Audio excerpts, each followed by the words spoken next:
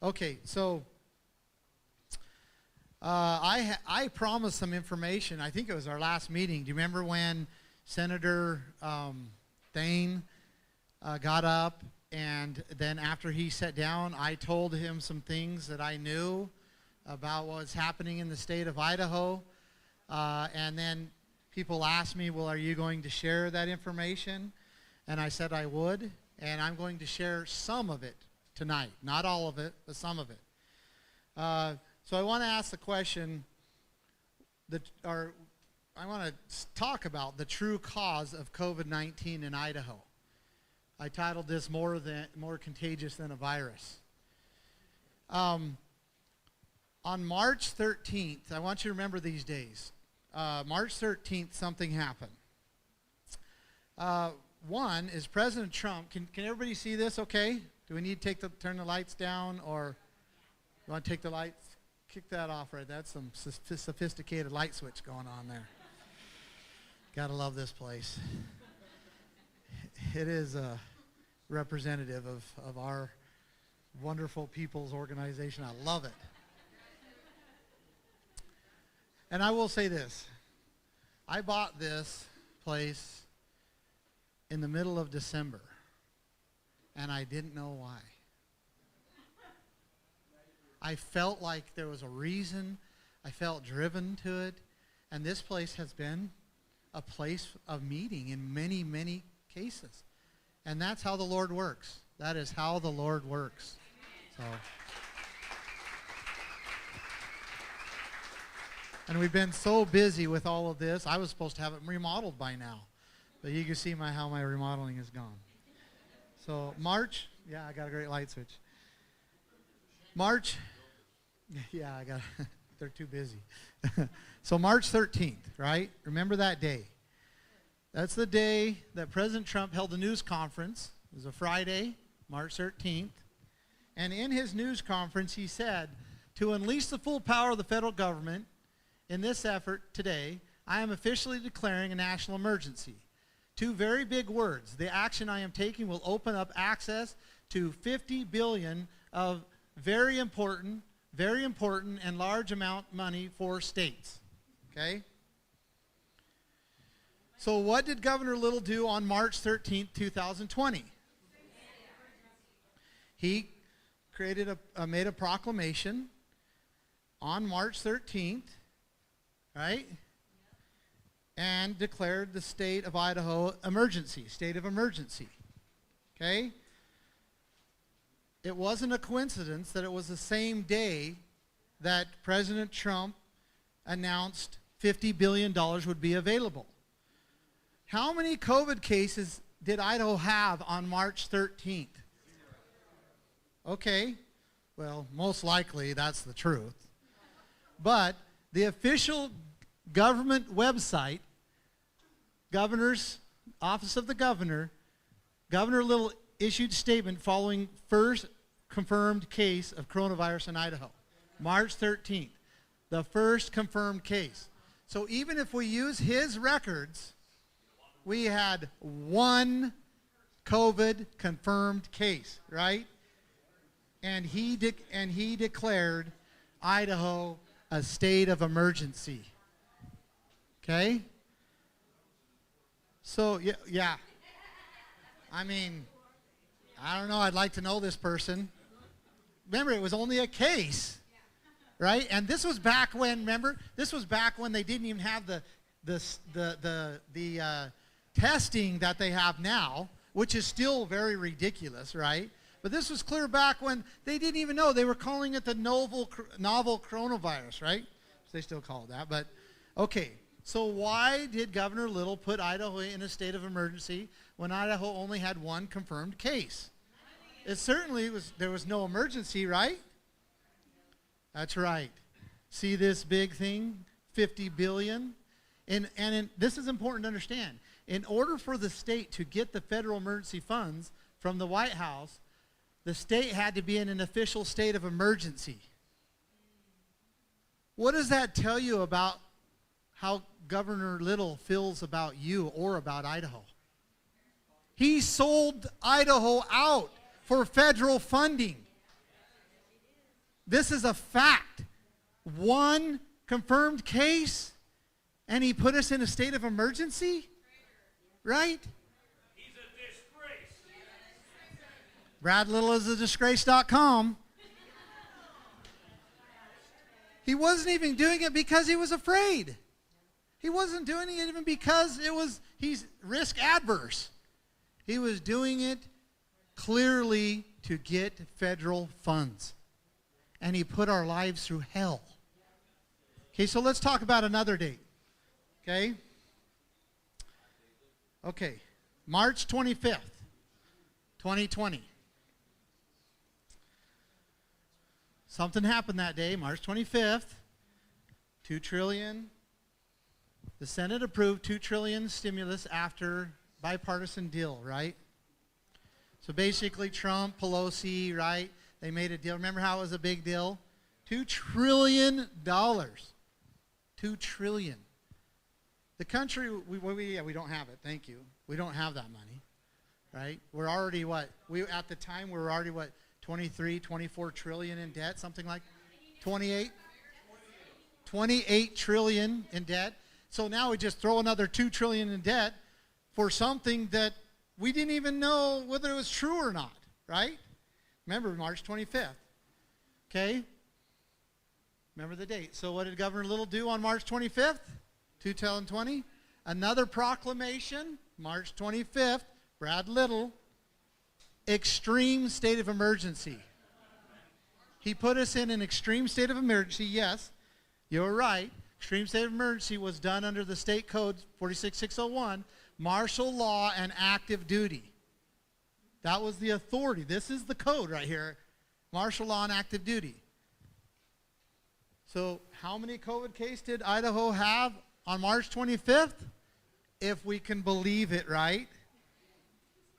136 according to Local 8 ABC News or whatever this is. 136. 0 deaths, right? And he put us in a state of extreme state of emergency. Right? So, again, why did Governor Little put Idaho in an extreme state of emergency when Idaho only had 136 cases? That's right. In order, remember, $2 trillion was becoming available, right? In order for the state to get the new federal emergency funds from the White House, the state had to be in an extreme state of emergency. Okay? It qualified them for that money. Yes. The city of Nampa spending their money on. So they got COVID funds, and they're spending from the federal government, and they're spending it on a phone system. Right. Hey, I have a network that they could spend it on.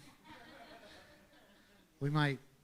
Okay, so you understand clearly why Governor Little put the people of Idaho in a state of emergency first on March 13th and on March 25th an extreme state of emergency.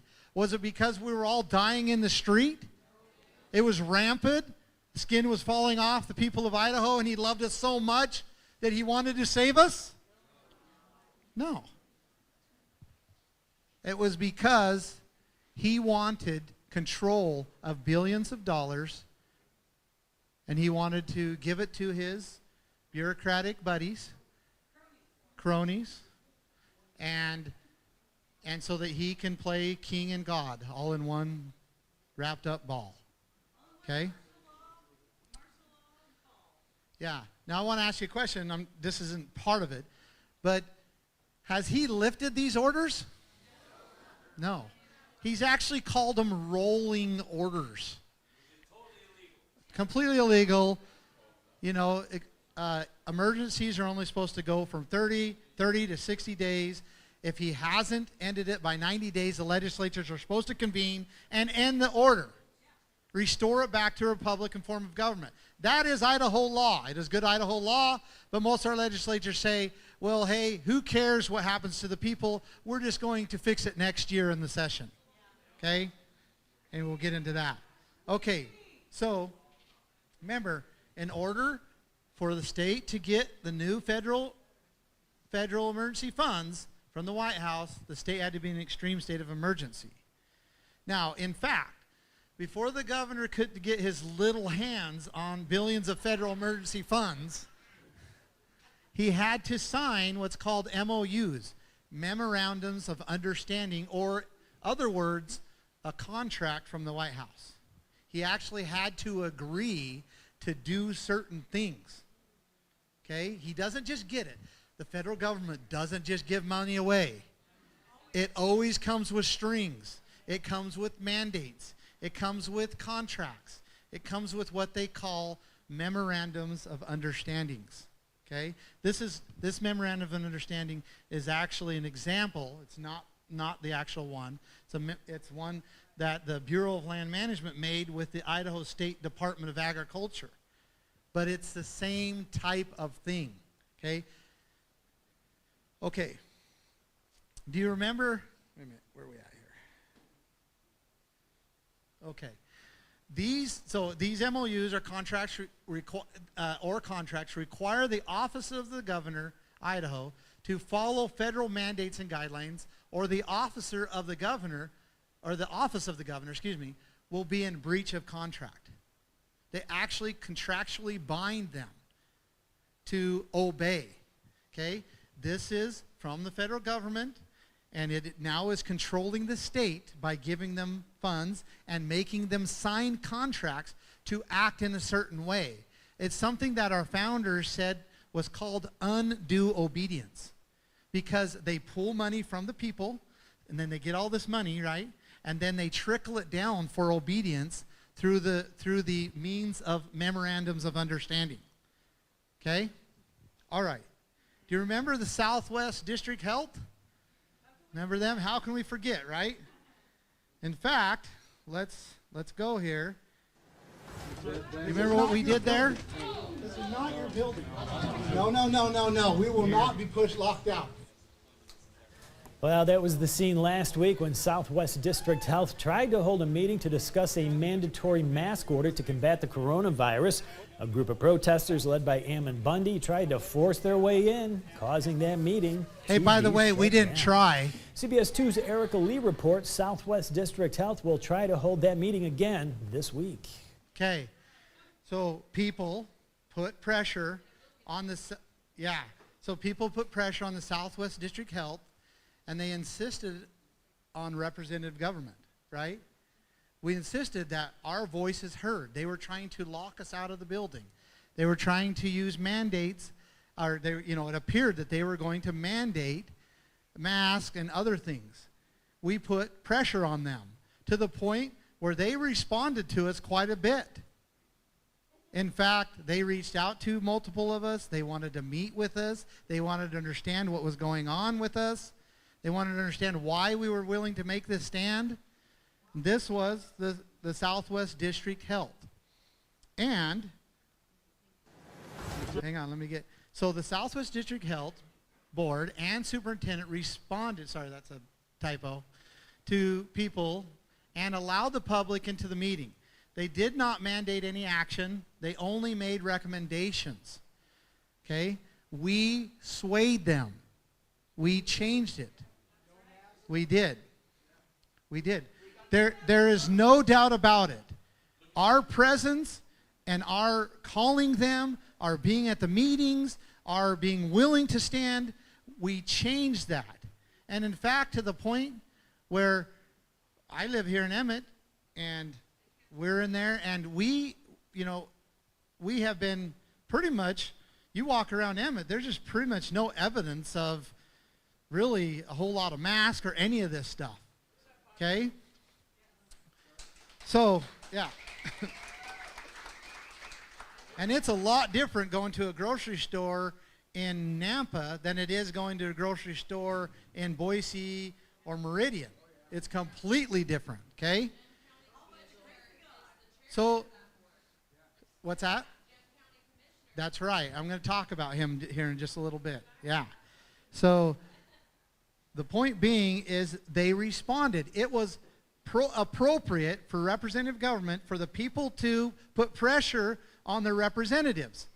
It's inappropriate for the federal government to put pressure on a local government, especially through funds and manipulation and contracts. You see the difference, right? Now, I want to show you what was going on behind the scenes. And I got this information firsthand, okay? This document, and I would love to show you the email, but I'm going to keep the person's name disclosed, was sent to me from somebody within. You could call him a whistleblower if you want. And they sent me this document. And this document comes to the health districts from the White House once a week. It's called the White House Profile. And it is what the governor's office agreed to and the health districts agreed to in order to get money.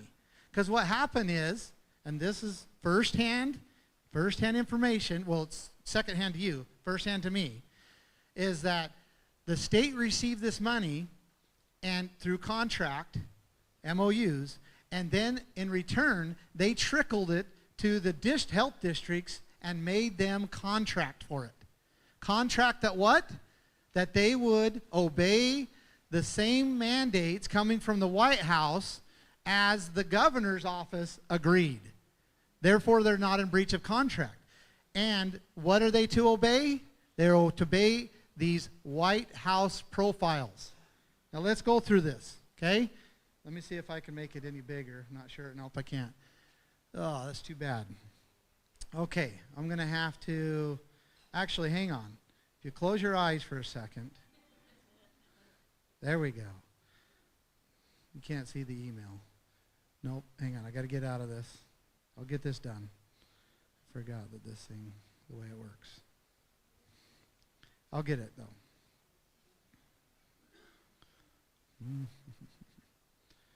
Maybe. What's going on here? Okay. Takes a second here. Good thing we're not on radio. I don't know why it takes so long. Okay. So let's go here. Okay. See it better, right? Okay. There's a summary, and then let's go into the recommendations. This is from the White House. It comes to them every week. They have contracted or agreed to memorandums to receive money to obey these recommendations or mandates. Launch aggressive education. This is of the week of August 9th. Okay, this is the week that she sent it to me. Launch aggressive education and social media campaign developed at the most local level to promote the use of social distancing. Make state dashboards more visible, compelling, and educational.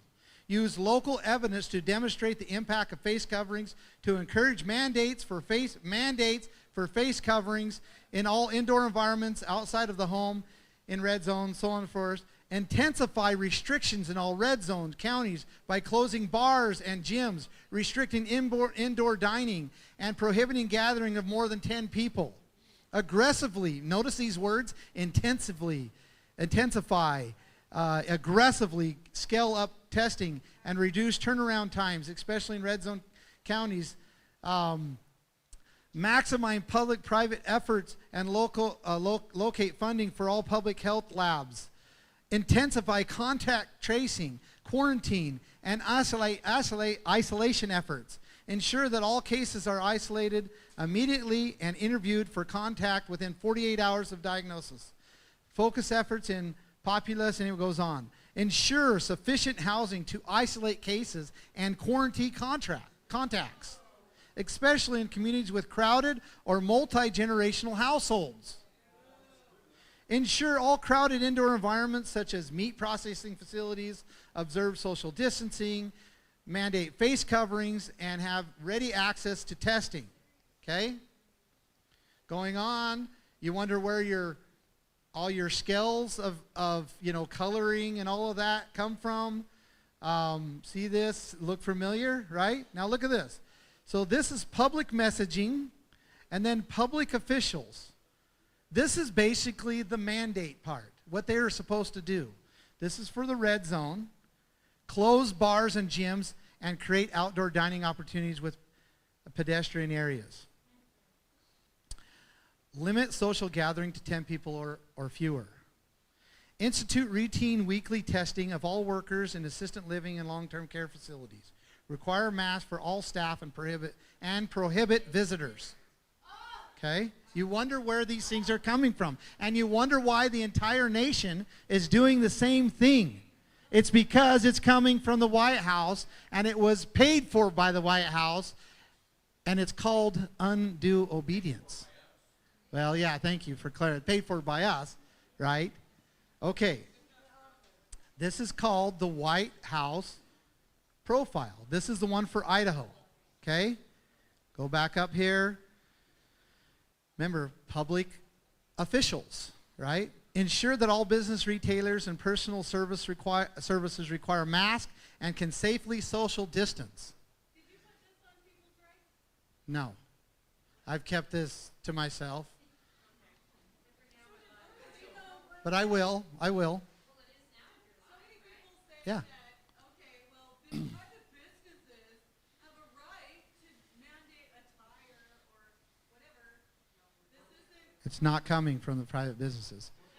They're more than willing to comply because, just as you know, you may know, this same pressure that is being put on the state of Idaho is also being put on the corporations. Okay?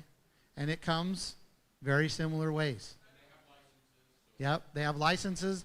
They threaten. See, remember now the state of Idaho has agreed to this. The state of Idaho, or actually the governor's office, right, has agreed to this, signed contracts, and guess who holds the licensing of Idaho? The executive branch, the governor's office. Either obey or don't obey. Yeah.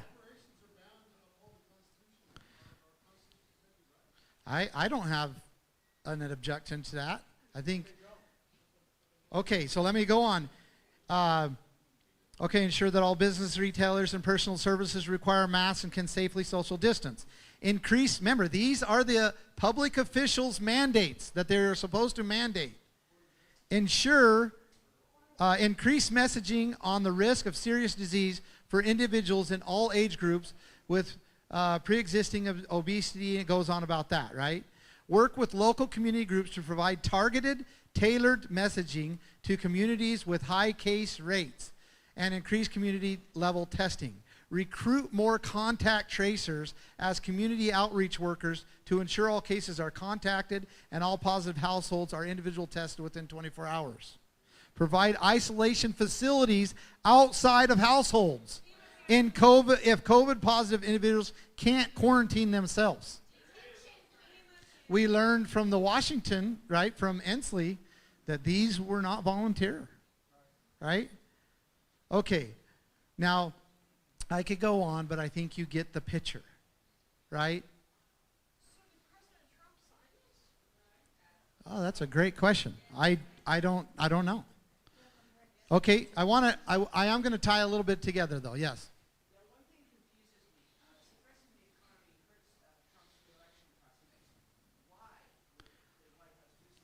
So why? I don't know. All I know is this is the White House profile.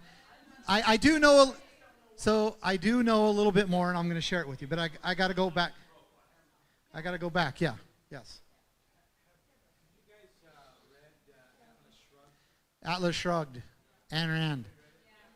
It is describing our time totally. But it never mentions the president. It's all bureaucrats. I don't like it. See, I don't like the bureaucrats that never change. The details, don't know their names. That's right. There's also a movie that Alex Jones put out called Endgame that tells everything that's happening right now. He's all predicted it. Okay, now, have I presented anything that I could not provide evidence for? Okay, I want you to understand that I have other evidence that I haven't had time to be able to put together, but I refuse to present things without being able to back it up. So, with that being said, we've seen the White House profiles, right? We've seen the policy recommendations and what the public officials are required. Now, back to Southwest District Health.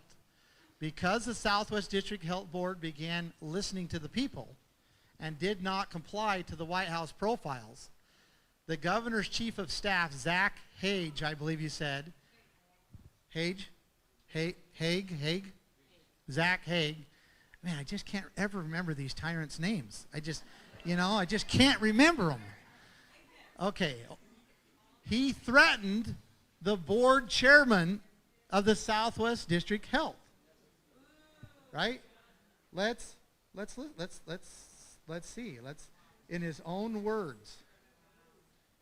Yeah, I just wanted the board to know, I think it was Tuesday, Governor Little called me and said that probably would be getting a call from some federal folks the next day. That part didn't happen.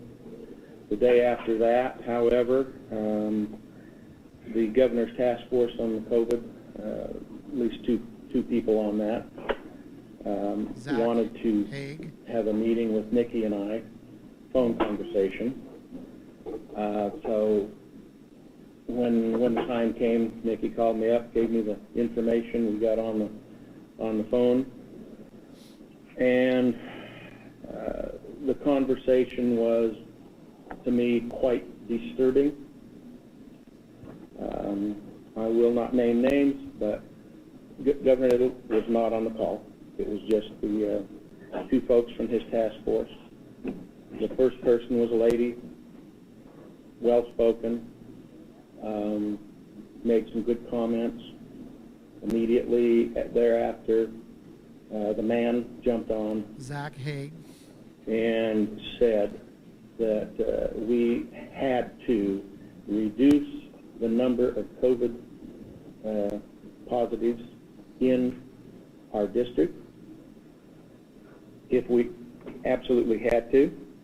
It was our responsibility, mostly mine, and if that didn't happen, schools would not open, businesses would not open. They were going to get on television, the air anyway. They were going to name names and make sure that everyone knew that we, and especially me, was responsible for any of those things not happening. I took that for about 1 minute, and I came unglued. I told them I would not stand for threats. Anyway, I was told that that was not a threat, that was just the way it was going to be. I said, yes, it is a threat, and don't you ever talk to me that way again. I said, if you want to call and talk and have a rational adult conversation we'd be glad to talk about it. After that, I calmed down a little bit, and we talked about some other things, education being one of them that I'm highly concerned about. And I said, the state's not doing anything. Oh, yeah, we've got X number of $1 million set aside for education. And I said, well, I'm not seeing it. Maybe it is, but I'm not seeing it. So anyhow, we sort of ended the conversation. I just wanted to have that out. I am not apologizing to the state folks. I am not. They were wrong.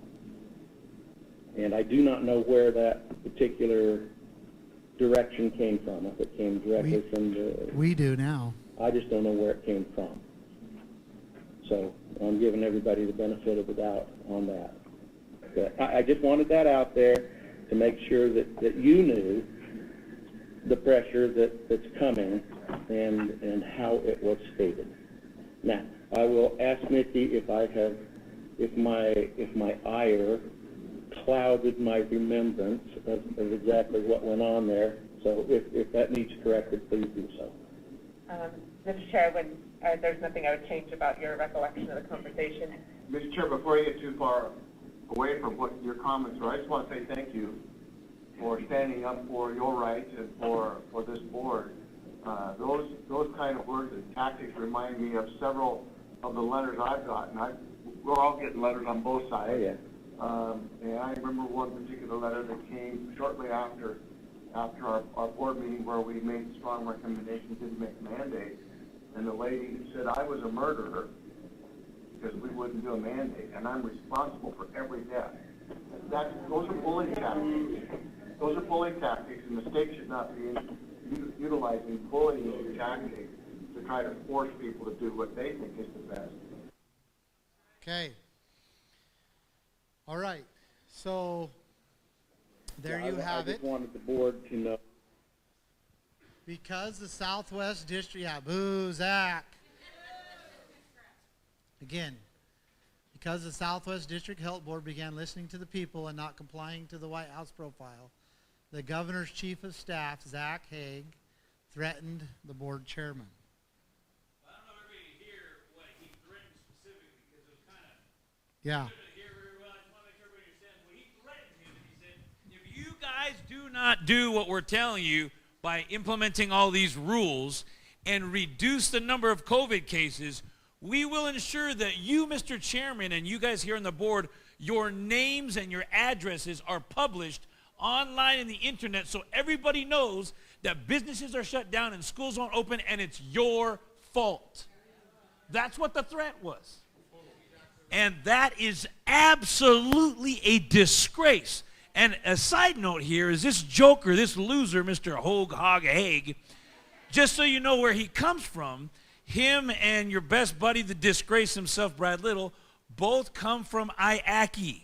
He was an executive in IACI, the largest and most corrupt lobbying organization in Idaho, funneling before Brad Little all the money into Butch Otter's campaign, and now giving all the money into Brad Little, and Brad Little brought him over to now be his chief of staff. They're just IACI cronies. He's a filthy you-know-what.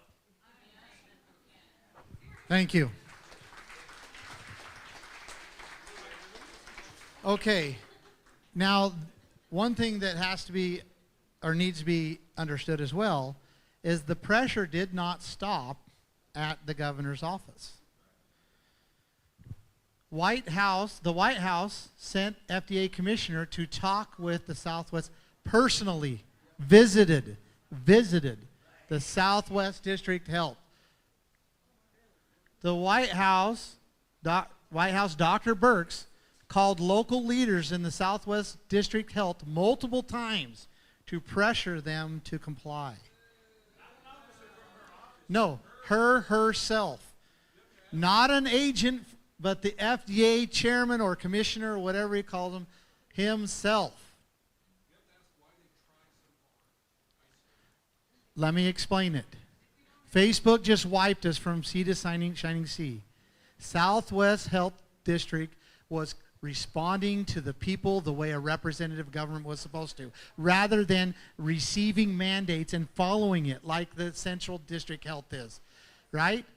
And so when they see that the people are involved and making a difference and representative government is actually responding to them, they lose their minds. Lose their minds. They threaten them. They visit them. They threaten them further. They put all the pressure they can on them to make them obey to the White House profiles rather than to the people. It is upside down. Right? Upside down. So far, Southwest District Health has not mandated anything.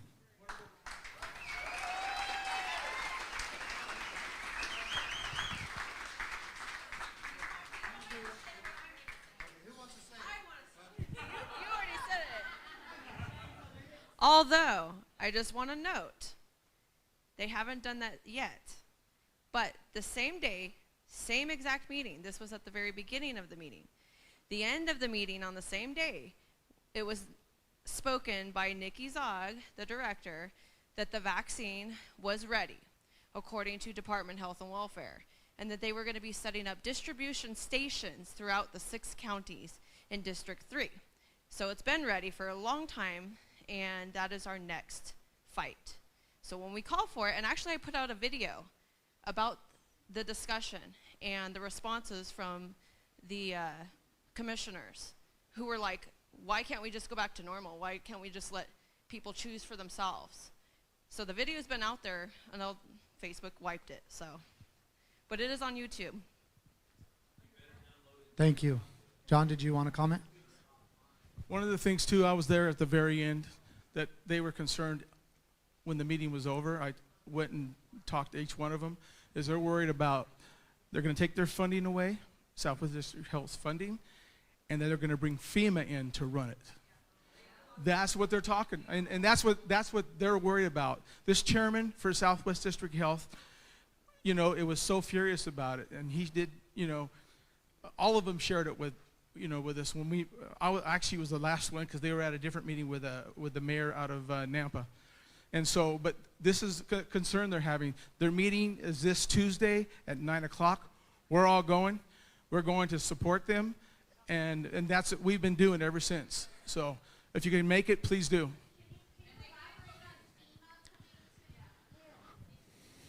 It's FEMA. They're going to come and take over. They're a federal agency. They're going to do what they want when they want. They can come. They could be at this meeting. We don't know. That's how secretive they are. And they can come in and arrest every one of us that show up there too, because that's what they'll do. And I forgot to mention that was actually voted in. That was an action item on July 28th. They voted to enact FEMA under the CARES Act, and the only commissioner who was against it was a Owyhee County commissioner. Spoke out against it, and well, Vicky Purdy. But a Owyhee County commissioner was the one that sat there. Yes, Kelly Abasari was against it, and although they pressured him, into doing a 14-day trial with FEMA, essentially, a private agency. But as we've seen with these orders, they can keep renewing themselves, right? Yep. And what started it? Money coming from the federal government through mandates. That is what started it, or through memorandums of understanding. Now, the question has to be asked. So first of all, it's 8:58, and we're now going on 2 hours. I can sum this up and we can end. Or I can continue to go through a few things. I won't be too long, and then we can end there. What would you rather we do? Okay. Okay. The question has to be asked, will being arrested for doing something right translate into more freedom? I think this is an important question. I do want to point out that Martin Luther King was arrested 29 times. And most of those times were for trespassing. Okay? So, I understand it's difficult. I understand the question needs to be asked. I also believe that more people need to be willing.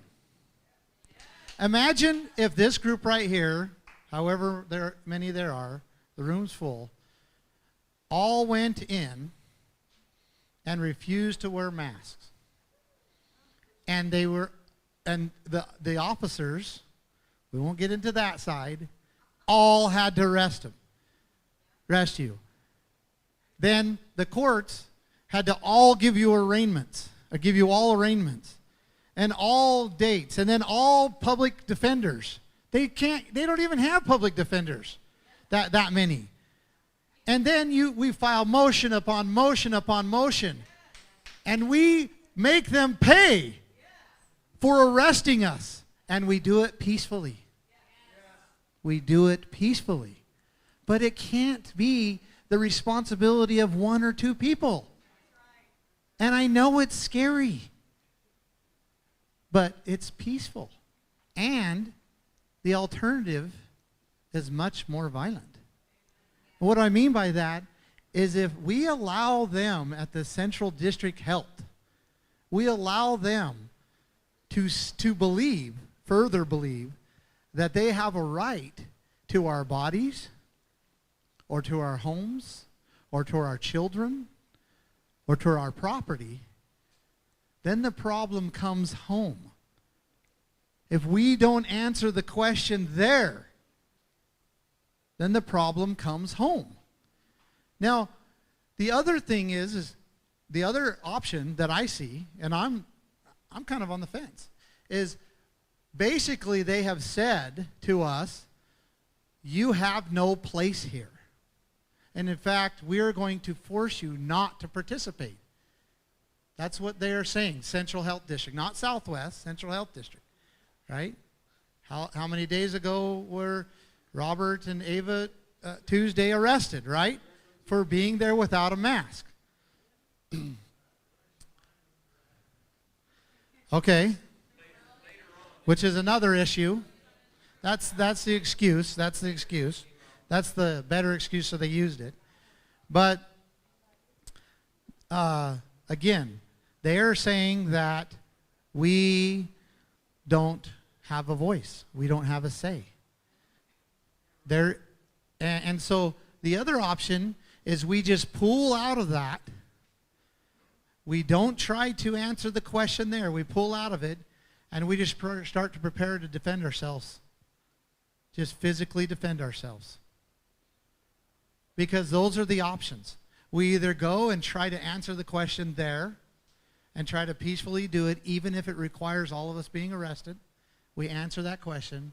Or we basically say it is too corrupt and basically too corrupted to try to influence and change, and therefore we pull ourselves out of there and we plan to defend ourselves when they make a mandate like the governor of California did that requires us to have only a few people on Christmas, and we have to have our mask. And when are they going to start enforcing that? See, the answer has to be given. Yes.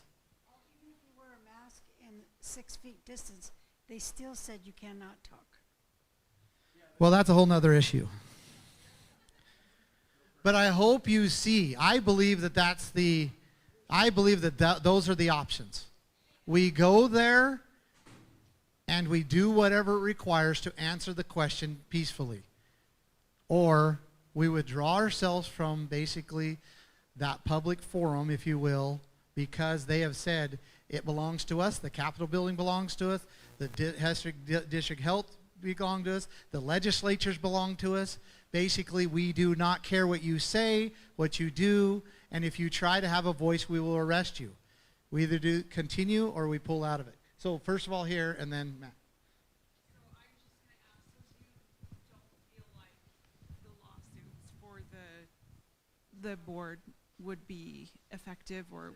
Okay, so I was just asking about lawsuits for the board members individually. So she's saying, could we use the courts to try to answer this question? And I'm going to answer that question, but I'm going to reserve it for a few minutes. Who? Matt.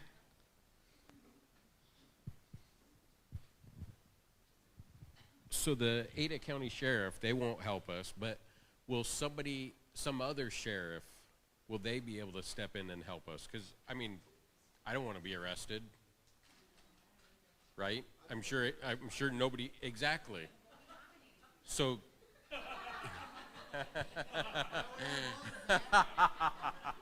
all right. It is what it is, I guess. I'm going down. So Mac is saying, which I think is actually, you're right, Mac, is another option.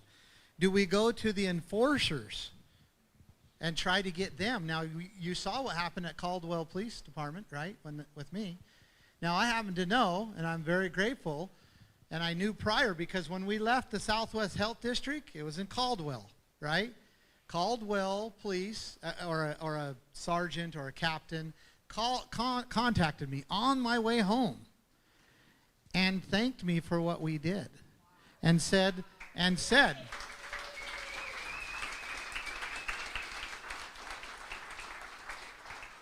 and acknowledged that they, as a agency, have decided that they would not enforce any COVID mandates.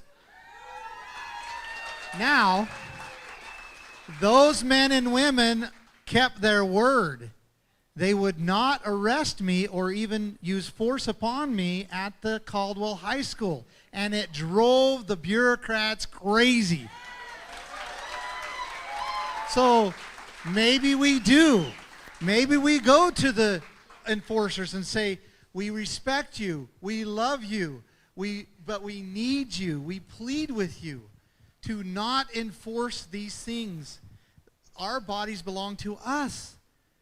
And they're saying it belongs to them. Our property belongs to us, and so on and so forth. That is another option. So thank you, Matt. Okay, I got an answer an answer for you. I'm going to give it to you. I got here and then here. We are running a little tight on time, so try to keep it concise. So I don't want to speak out of turn, but I watched Misty's live today after the meeting at Ada County Sheriff, and I don't know if you were there or not, Robert, but according to Misty's live feed today, when they went and met with Ada County Sheriff and asked them why they did not respond when they called them for help Tuesday from Central District Health, his response was, "That's not our jurisdiction." Okay, Sheriff, I'm going to answer that. It is your jurisdiction, and I'll tell you this. They're taking us, because I spent multiple days there at Ada County Ada County jailhouse, and if you say you can't bring them here, they have no place to take us. And you send a message that's louder, but it is very clearly, just because there's a city inside a county does not mean the county sheriff loses jurisdiction. And he knows that. The problem is they have a mutual assistance compact between the sheriff and the local policy enforcers, because the policy power, police power, falls under Article 11 of the Idaho Constitution, which is commerce. But this memos of understanding and mutual assistant compacts are signed by the sheriff. So the sheriff has essentially deputized them. So that makes them law enforcement.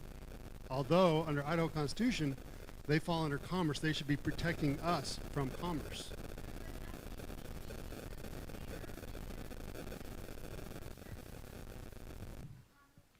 Okay, so it is. So they haven't officially deputized, but the sheriff has made a contract with them. He has contract, or they have contract with the sheriff, vice versa. Probably both, right? Well, they have taken an oath, and that is an oath for sure. Yes, Matt?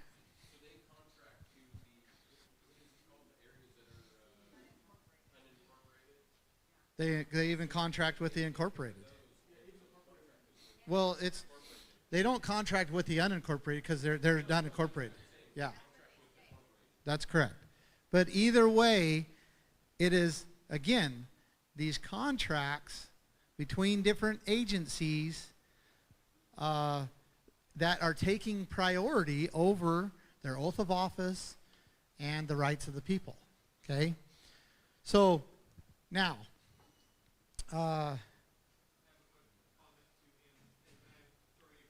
sure. If we get two new candidates, if we get Ryan Davidson and Rod Beck into the CDH, do you think that will have any effect like Southwest District Health in maybe a little bit more freedom for a period of time? Okay, just like if we get Trump in, we might have some more time too, right? So, one is, I do not believe in any way we can vote our way to freedom. Okay? However, there's some immediate suffering that can be alleviated, if you will, by having the right people in. But I do want to point out that these health districts, they are inappropriately structured when it comes to representative government. And I'll give you, they are basically appointed by a commissioner. So sometimes the commissioner sets on it himself, but he's appointed by the other commissioners, right? And they're a collective power of multiple counties with these board members. So, and they're appointed. So, and they're saying that they have more power than the county themselves. How is that possible? The county commissioners are voted in by the people. They're given specific directions, right? And now they're voting or appointing, not even, well, whatever, appointing another individual to set on a health board to do things that not even the commissioners have power to do. And I'll give you an example. Do county commissioners have power to mandate anything when it comes to the school board? No. Who does? The school board, right? They're elected from the people, and the people say, hey, take care of the common affairs of the school district. So how in the world do the commissioners appoint an individual to be on a health board that can mandate the school district to have masks in the school? They can't. So it's all messed up. And these board members on these health districts really have no constitutional or representative government authority. They do not, period. Also, let's ask one question. Does the Central District Health Board members, do they have right to control your body? No. So you're saying they don't have jurisdiction over you? No. Over your body? No, not at all. So from the very inception, it is wrong. Hence, maybe one of the reasons why we need to withdraw. Or do we go and answer the question? I'm not going to answer that. We're not going to come to that conclusion. Area assistance, that's your answer to answer. The people individually, that's your answer. That's your question to answer. It's not mine. We're not here. I can't answer that question for you, right? Now, kind of your final question, and then we'll wrap this up. This was a text. You can't really see it, but I'm going to read through every bit of it with an elected Idaho representative. Let's see if I can even read it. Okay. I don't dare to go on the other one because... Okay. I'm going to read it here. Saw your message about tonight's meeting. Be very careful what is said. You know the authorities are looking for any excuse to come down on people. Any word connecting to a takeover of government, revolution, which everybody agrees is not our desire in any way, right? We're either going to correct what we have or we're going to withdraw from it and defend ourselves. We're not going to try to go take over anything, right? We might mow the governor's grass here in Emmet, but that's about as close. Okay. So any words connected to take over, you know they're buzzwords which will be used against you, against what you are doing. It is not just about you, but everyone in attendance. They refuse. Yeah, it does get better. It does get better. They refuse to go after Antifa, who are known communist agitators, but will come after patriots. There could easily be a rerun similar to the FBI roundup of Bundy Ranch patriots. Their mission is to make the general populations scared of the patriots, so we need to be very careful to not hand that to them. She's talking about the demonization, right? Isolation, demonization, so they can destroy. She's warning us, right? And I said, thank you for the warning. We will act in the open so the light is shining on everything we do. This is me responding, of course. Now is not a time to be silent. Thank you. I said, have you heard of the White House profiles that the state and health districts in Idaho have agreed to receive federal funds to comply and are causing much of the top-down force problems in Idaho? She says, I didn't mean you should be silent, but to just be watchful of your wording. You know they will use any stray word to go after patriots. Have not heard of the White House deal. Probably the all-know for Fauci. All-knowing, excuse me. Yeah. It's hard for me to read. You guys are doing better than I am. The Southwest, and I wrote part of it. The Southwest District Health Superintendent emailed me some documents that are given to her each week from the White House. Probably shouldn't have said that. This document are both recommendations and mandates upon the health district. The health district in Idaho have signed contracts with the state and federal government to comply. This is why most of them have enforced what they have, even when COVID numbers are very low. Top-down control for money, not representative government. Governor Little's chief of staff, Zach Haig, is recorded threatening the Southwest District Health Chairman if he does not comply. The chairman refused to be afraid by its threats. Completely unacceptable for our executives to be forcing mandates down upon the people because they have received federal funds. I am certain this is why the country has complied the way they have. Federal funds with contracts for obedience, and the local, state, and health district mandates the businesses and people. She says, I watched the meeting where the Southwest District Chair reported on the governor's office threat. Very wrong. People have to stop bowing to numbers. Money really is the root of all evil. Just sent you a video of info on people's rights, on your People's Rights email.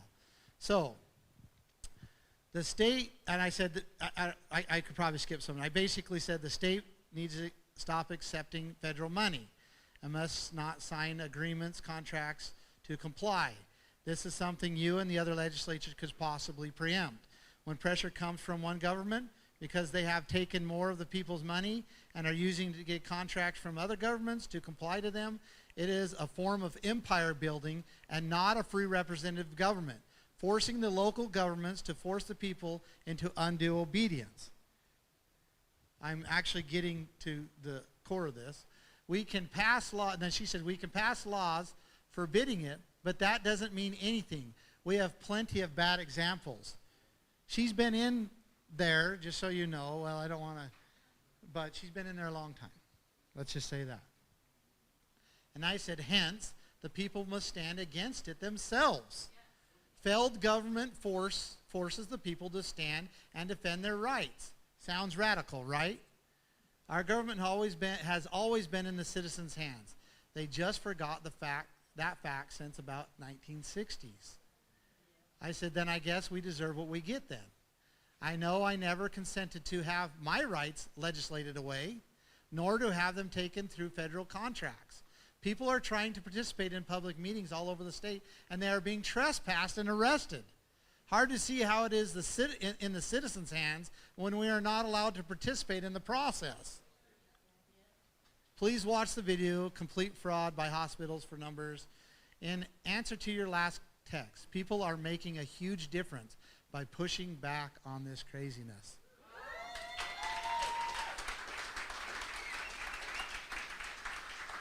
That's the main point of the text, but she has said this multiple times in multiple settings, and she's not alone.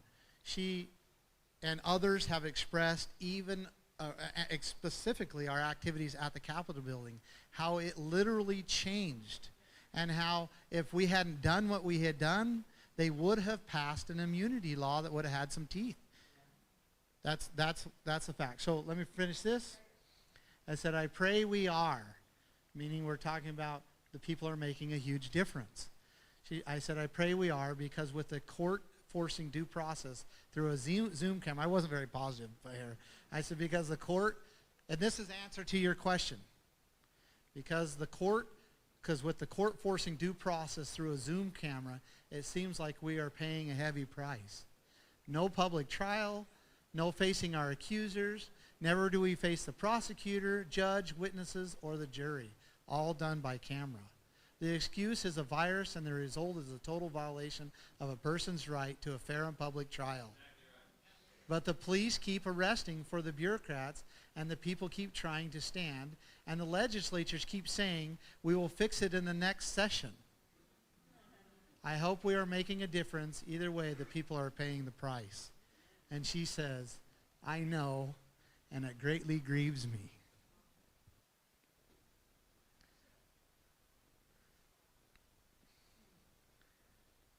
The only thing I could say is I think it's worth it. I really, really think it's worth it. I don't believe that the courts are going to be able to help us. I can't even, they arraigned me on a phone call because they wouldn't allow me into the building. And actually, they wouldn't allow me anyway into the courtroom without a mask. Can you imagine having a trial? I mean, I've gone through multiple trials. The U.S. government spent $100 million trying to prosecute my family. I've been through weeks and weeks and weeks of trial. I have myself spent 3.5 days on the stand, just me alone, being cross-examined by the prosecutors. And the only reason I did it was because it was the only way that we could get the truth in front of the jury. I had to risk being a witness against myself, against skilled men who their craft for 30 plus years is to trip people up in cross-examination. But I did it because it was the only way that we were going to get the truth in front of a jury. It was the only way. And I'm thankful that God protected us in that process. But I can't.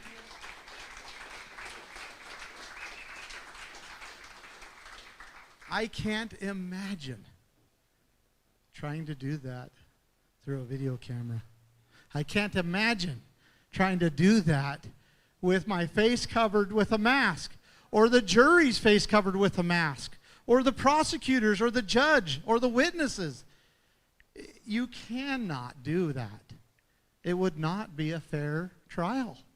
It wouldn't be. So are we going to have relief from the courts? No. We can't. Until they allow us to have fair and public trials, we cannot go to the court for relief, although we should be able to. So that is my answer. I will say this, she did say one last thing. One thing you might let people know is to visit with their legislatures about the need to change all the House leadership. Nothing will happen legislatively with those 4 remaining as leaders. I am very disappointed in their refusal to stand against the governor and attorney general. Their actions at the special session are inexcusable.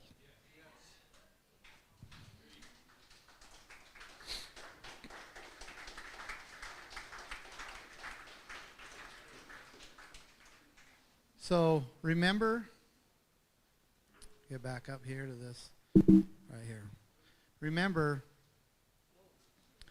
my friends, that this meeting is not to basically come to decisions and say we're all going to do this. Right? That would be inappropriate for me to do that. Just like it was inappropriate for Governor Little to say that you will do this. It's okay to come with ideas and we can agree, but this meeting is not that meeting.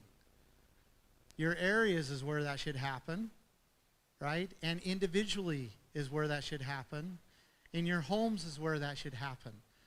But this meeting is to give you information, to give you understanding, that we can all talk and discuss about facts and truth.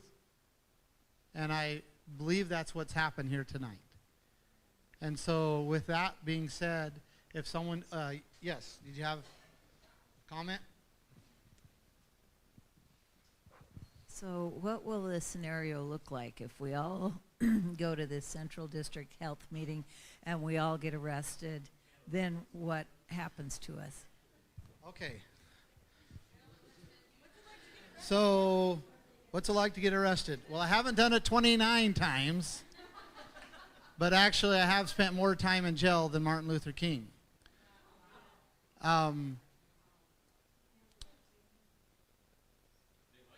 I don't know, because I'm a terrible prisoner. Terrible prisoner. I just don't do anything they say, period. But basically the process is they arrest you and they book you, and then you can bail out. I mean, with trespass charges, it's, you know, yeah, bail out. And, you know, I mean, the only bad thing is if there was 100 people doing it, you know, even that process might take days. So, yeah, but if you go, they probably will, but if you go in there and set, and even if they select a few examples, and you're staying in there, you've won. Yeah, they might pull a couple people out and arrest them and put them through the ringer, but you're still sitting there as a people without your mask, not complying, and you've won. Right.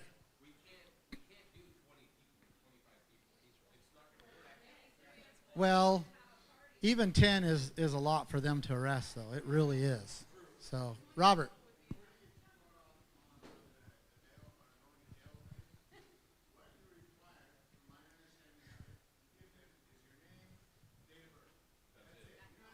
So all you got to do is name, date of birth, yeah.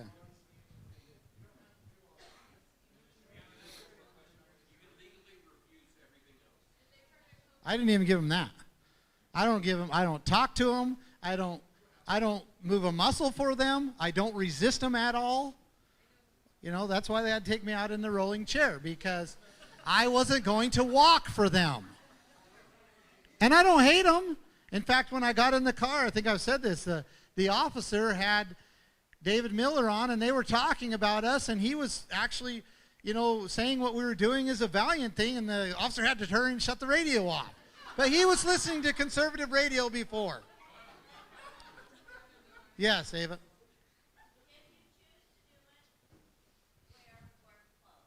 Yes. No, that is great advice.